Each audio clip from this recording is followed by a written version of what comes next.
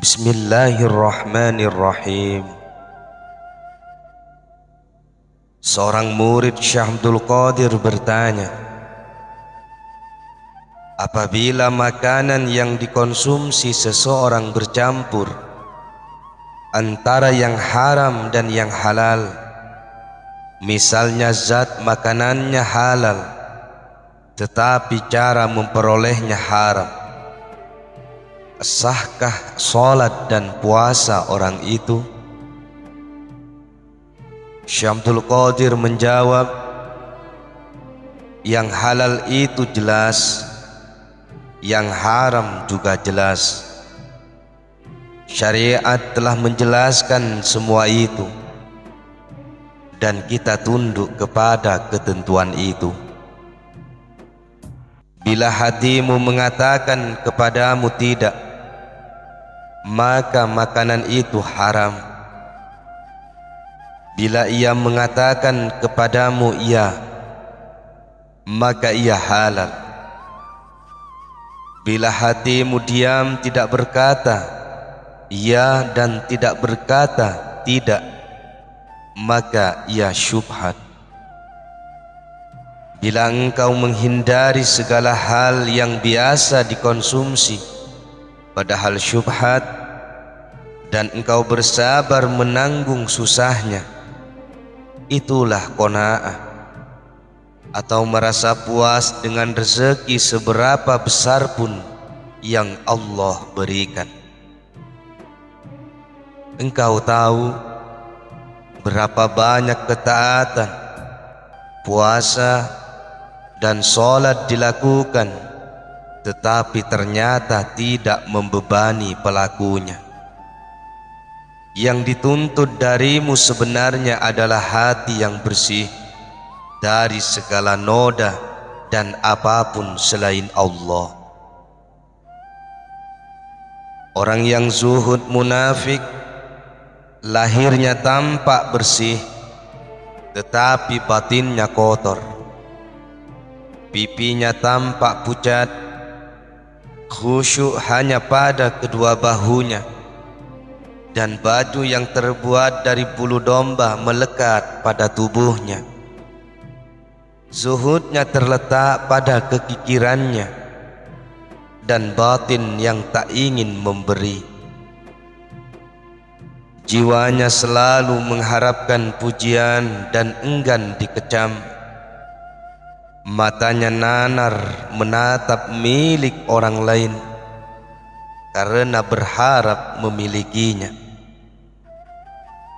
Adapun seorang arif yang merupakan ahli waris para nabi, menerima langsung bagian pengetahuan ilahi dari Nabi sallallahu alaihi wasallam dan kemudian membagikan bagiannya kepada murid-muridnya. Ia guru besar di negerinya, namun juga siap mengerahkan segenap bala tentaranya memerangi musuh atau hawa nafsu.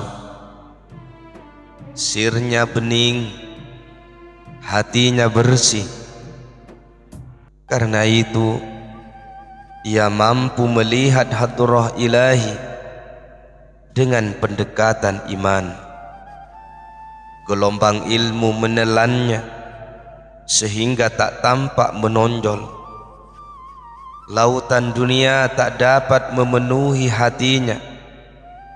Seluruh yang ada di 7 lapis langit dan 7 lapis bumi dan seluruh makhluk lainnya tak berdaya menguasai hatinya, karena di dalam hatinya ada Allah. Itulah gambaran seorang arif dan zahid sejati. Syekh Abdul Qadir ditanya tentang arti ungkapan ulama sufi. Kami belajar bukan karena Allah, maka ilmu pun enggan kecuali karena Allah. Syekh menjawab, ungkapan ini berlaku untuk para wali Allah, sebab Belajar yang bukan karena Allah bagi mereka merupakan sebuah kemusyrikan. Ungkapan ini dapat pula kita tarik ke pengertian lain, yakni bahwa yang dimaksud belajar karena Allah adalah belajar untuk tujuan akhirat, meskipun ini juga kurang sempurna. Nah, para wali Allah itu belajar ilmu kemudian mengamalkannya. Ilmu itu lalu membawa dan menghantarkan mereka kepada Allah. Mereka mengambil yang lahir dari yang batin, mengambil cabang dari pangkal. Mereka duduk di hadapan meja hidangan orang-orang awam dan turut makan bersama mereka.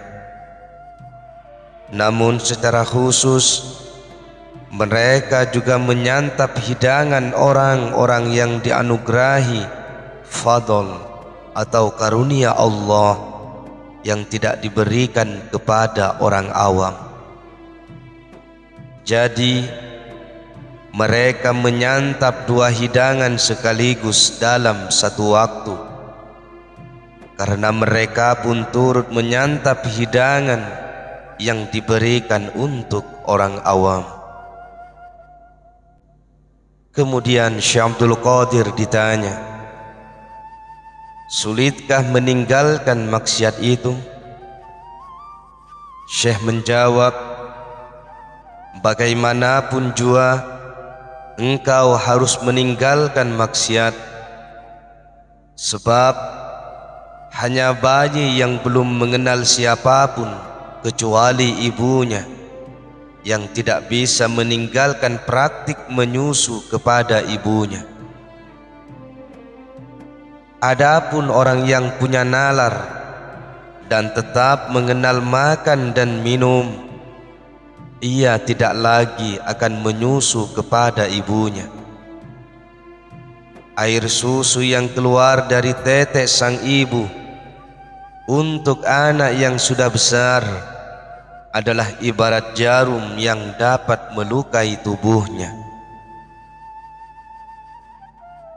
Maksud perkataan Syekh ini, wallahu a'lam, adalah bahwa bila orang berhenti berbuat maksiat, maka Allah akan menggantinya dengan kenikmatan lain yang jauh lebih besar dan tidak membahayakan dirinya.